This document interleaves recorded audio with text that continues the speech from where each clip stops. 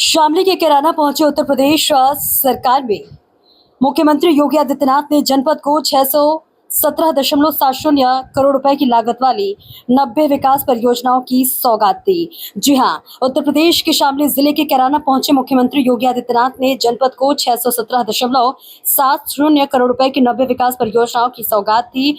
इनमें 48 परियोजनाओं का लोकार्पण और 42 परियोजनाओं का शिलान्यास शामिल है। जनसभा को संबोधित करते हुए मुख्यमंत्री ने कहा कि कभी अपराध और पलायन के लिए चर्चित कैराना आज विकास की राह पर आगे बढ़ रहा है। उन्होंने दावा किया कि प्रदेश सरकार की जीरो टॉलरेंस नीति के चलते कानून व्यवस्था में बड़ा सुधार हुआ है।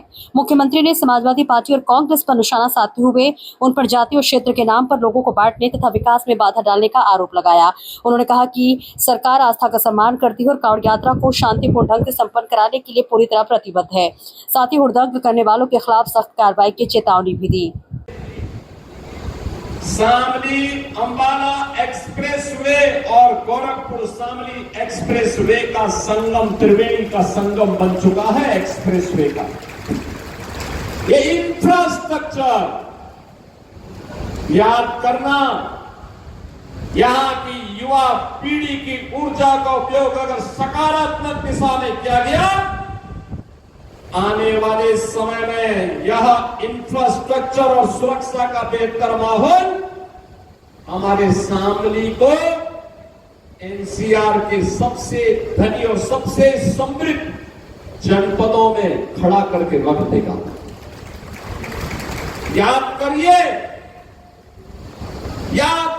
आज से 10 वर्ष पहले आप बिजली के लिए तरसते थे और आज शामली अपने यहां से 400 केवीए के एक बड़े ट्रांसफार्मर के सब स्टेशन के माध्यम से, विद्युत स्टेशन के माध्यम से पश्चिमी उत्तर प्रदेश में बिजली की आपूर्ति करने का माध्यम बना हुआ है। आज से 10 वर्ष पहले मेडिकल की सुविधाएं नदारद थी। पहले ही 3 वर्ष के अंदर शामली ने जो प्रगति की 17 से 20 के बीच, मैं 20-21 में देख रहा था जब कोरोना महामारी थी, शामली के लोग तो स्वस्थ थे ही, लेकिन देश के अन्य क्षेत्रों से, दिल्ली और अगल बगल के क्षेत्र से लोग उपचार कराने के लिए शामली के हॉस्पिटलों में आने के लिए मजबूर हो रहे थे। बहन और भाइयों, ये विकास का मॉडल है जो डबल इंजन सरकार आपको दे रही है। और डबल इंजन सरकार आज एनडीए की डबल इंजन की, दिल्ली में प्रधानमंत्री मोदी जी के नेतृत्व की सरकार हो या उनके मार्गदर्शन में चलने वाली यूपी की सरकार, दोनों मिलकर के इस गति को शामली की प्रगति में बदल रहे हैं, उसको आगे बढ़ाने का काम कर रहे हैं। याद करिए जो भी यहां प्रसन्न चौधरी कह रहे थे मंच से, यहां के जनप्रतिनिधि चौधरी जयंत सिंह जी ने भी, चौधरी बीरेंद्र सिंह जी ने भी, मोहित बेनीवाल ने भी, सुरेश राणा जी ने भी। सुरेश राणा तो हमारे गन्ना मंत्री थे।